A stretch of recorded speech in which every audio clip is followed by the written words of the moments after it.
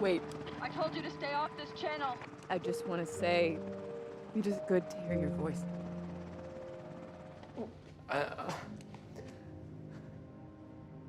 Honey, is that you? Dwight?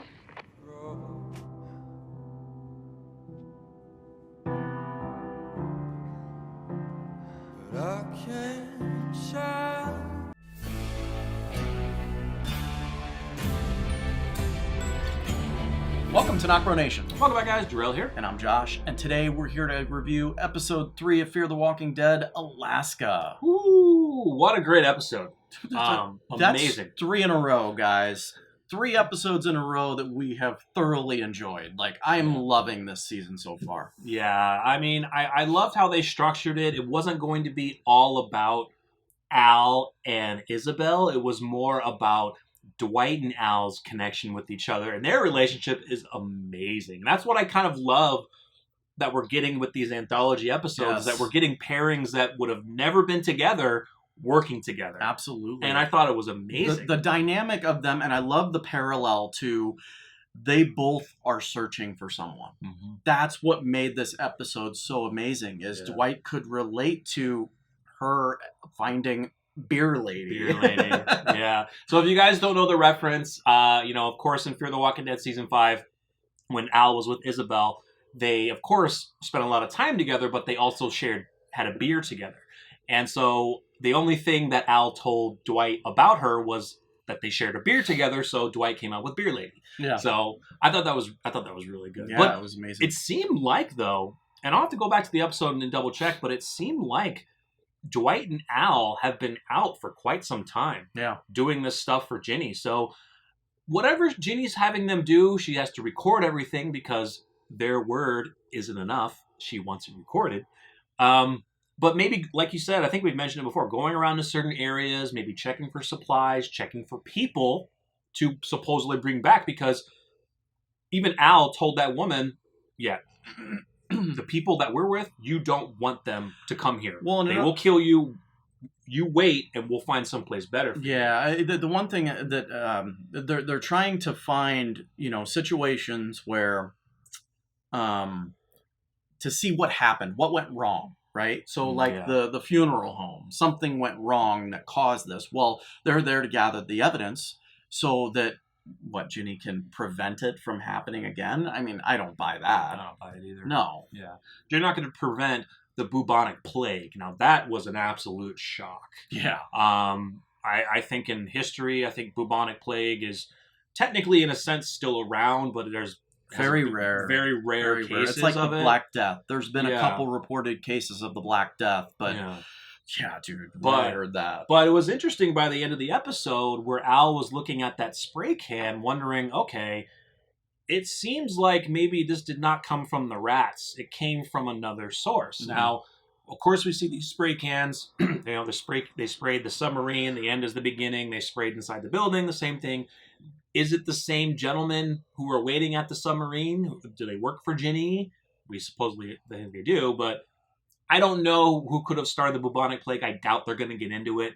So it was just a very interesting approach to, and then Dwight almost basically getting it, but of course the meds were on the roof the whole time. Yeah. Which then so the Isabel thing was amazing. Once I heard Ground 17, I was like, holy shit, that's Isabel.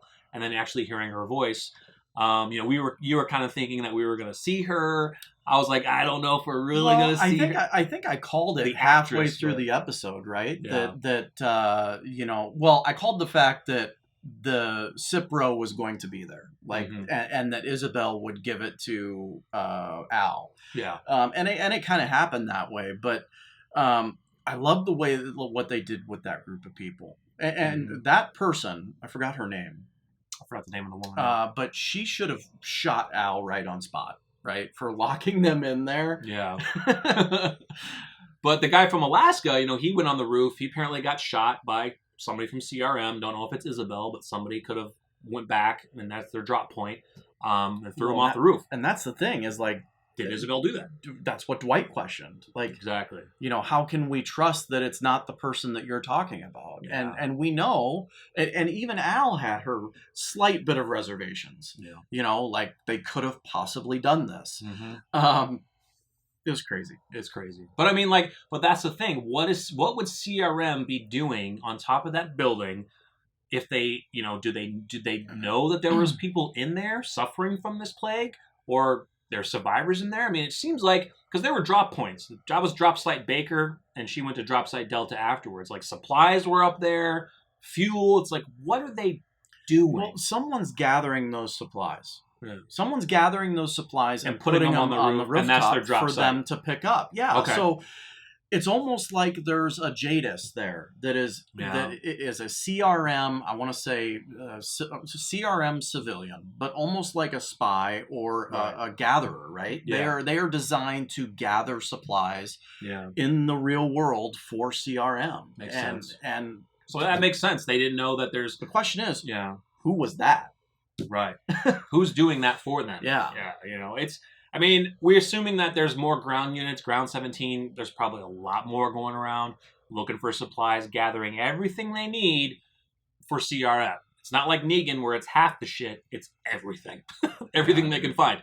But I thought it was a really awesome callback. I did love that, knowing that Al wanted to see her. She wanted that feeling back again. That she called it off. That scene where she turns to Dwight, she's at the top of the stairs, he's at the bottom, and she says, "It's the first time in my life in a long time that I've felt real, that I've felt that alive." Yeah.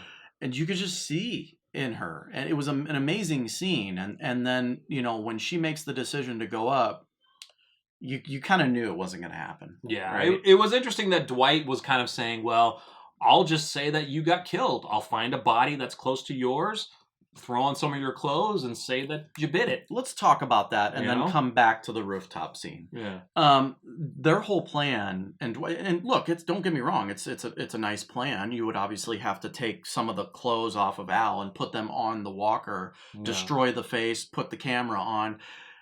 But here's my question. What's stopping both of them from just doing that and running away? Well, I guess Al said it. They would kill their friends. Yeah. She's probably hanging that on a lot of their crew. Yeah. You leave me, I kill your people. Yeah, that's true. She's gonna put certain conditions in there to where, like, because at the end, Dwight was like, we need to check in so they don't suspect anything. Yeah, which means which off the top means that there are designated people in that group that aren't doing anything for Ginny. Yeah. They're just staying inside her camp, which there was a line from Dwight saying, almost like threatening, like, do you want to go back into the community? Like, going back into the community is a bad thing. Mm-hmm. Yeah. It was just really good. That whole dynamic, that whole episode between those two was awesome. So, but rooftop. Yeah. Rooftop. I don't think there's much left to talk about. I mean, I liked the helicopter just chilling there, just hovering over. And you mentioned to me that it seemed like Isabel knew that it was her. Oh yeah, but she spoke in code though. She knew that it was Al, but of course she's not, because who knows who's listening. She's not going to because even both of them spoke in code. Mm-hmm. Like Al didn't say her name or anything, but I think Isabel knew it was her because she mentioned about the beer being in the case. And of course she didn't, when Al said, "It's good to hear your voice again," and she just said, "Copy that." She didn't want to give that. She didn't want to say that over the air. Yeah. You know what I mean? She just "Copy that." All right. She just didn't want to do it. I mean, it gives her plausible deniability. Correct. Right? She can go back to whoever's listening to her Delta call and be like, "Look, I didn't know that person. I just said copy that." Right. But I honestly think she knew who we called the flare.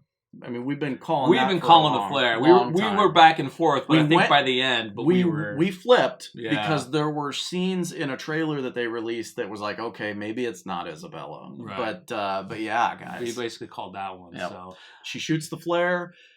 Someone's watching the flare. Oh, who is that? The return of Sherry. Yes. We finally get it. It was an amazing callback, actually, before we saw Sherry, where Dwight was mentioning about beer and pretzels.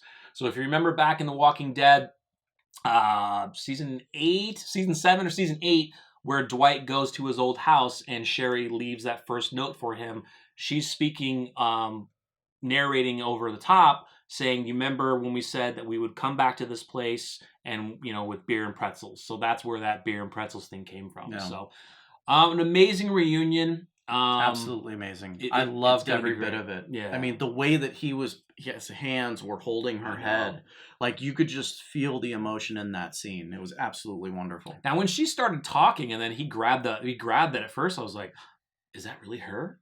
And then he paused and he said, honey, is that you? And then he almost started laughing like, man, am I just going crazy? And then she finally said, Dwight, and boom, done with. It was the actress kind of spoke afterwards, and it's been online too, about just the emotional thing of coming back, working on the show with Dwight, and how things aren't just going to be all lovey-dovey with those two. It's been a long time since they've been apart, and especially with what she's dealt with. I want to know. My biggest question is, how the hell did you get all the way down in Texas from after leaving Negan? I don't think they'll ever give that information. You know what I'm saying? Like, what were you... I'm hoping that she at least says something, like, in the episode, like, after I left Negan, I joined a group of people and we were traveling down here for whatever. I think for her, look, she left before All Out War. Yep. So to her, Negan was very powerful at that moment. So Negan's grasp was probably a lot further than she was worried, right? Yeah. So she betrayed Negan. Negan's going to kill you. So I think that I get her leaving the house, leaving the note for Dwight and leaving the house and getting out of Dodge. Mm-hmm. I get that. I just don't think we'll ever get any information on where she went after that. They might just gloss that over. Just a little bit. But... Question is, how does Ginny know Sherry? Yeah, because I think Al mentioned something to Dwight about that Ginny knew someone who broke bread with her, but Dwight kind of said, well, do you really believe her? Do you think she's telling the truth or lying? I don't really know. But Ginny said Sherry's name.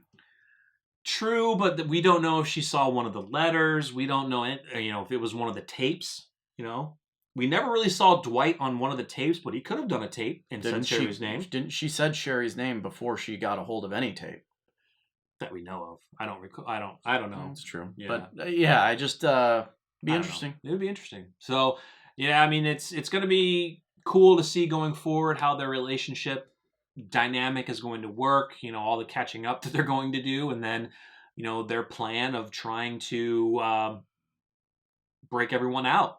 We're stay tuned. We have the episodes 4 through 7 titles and synopsis we're going to go through. So I think one of the synopsis deals with Dwight and Sherry. So stay tuned for that one. But it was a great episode. It was a wonderful episode. Morgan has a plan. He's going to be working with Daniel. We have another cool video talking about that. We didn't even talk about that. Like, it was interesting. It was really short. It was short, but very. There was a lot of information came from that, because here's someone that knows his plan. Like, she knows Morgan's plan. She's been talking to him. I forgot her name. Yeah. But anyway, she pulls out the jar of jelly, and you could see the look on her face immediately. Like, you're working with him, and it tells you that she knows exactly what Morgan wants to do. And, I think he's going to build this community. It's really cool. Yeah. And I kind of felt sorry for the woman, because it's like, well, you have a young child, but where they are, they're pretty safe. Her husband, he brought her to a confined area. You can only get to it by going through the mountain, through the dam or whatever. So it's pretty secluded. So. It is. But it's still worrisome. Like, he's going to leave her and she has nothing. But he was very hesitant to hold the baby. He was. Yeah, that's... Yeah, he's got the feelings going. Yeah. So, he's thinking about Grace and everyone else. But, guys, it was a really great episode. We thoroughly enjoyed it. Hope you guys loved the reaction. Check it out if you haven't checked it out already. We are excited for Fear, as we've always been. This season's going to be great. Next episode, it looks like we're going to be getting with John.